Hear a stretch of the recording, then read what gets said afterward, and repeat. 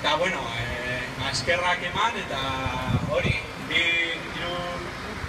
hiru mezu helarazi nahi dizkiogu, lehenik audientzia nazionalari eta Espainiako gobernuari, eta esan nahi diogu, hori, osea, naiz eta kondenatu, eta naiz epaitu, disidente izango garela, jarraituko dugu militatzen, eta ez dutela zer egini gure kontra.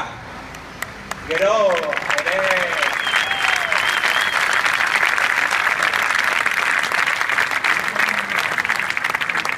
bigarren mezu bat Eusko Jaurlaritzari, askotan konponbidearen alde entzun ditugu, eta, bueno, bada garaia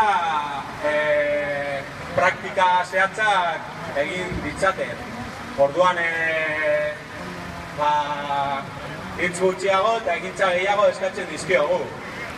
Eta hirugarren mezua euskal jendearte guztiari, esanez, horrela borroka dela bidea, desobedientzia eta horrelako ekimenak beharrezkoak direla, bai epaiketa politikoak eta bai gure eskubide politiko eta zibilak berreskuratzeko.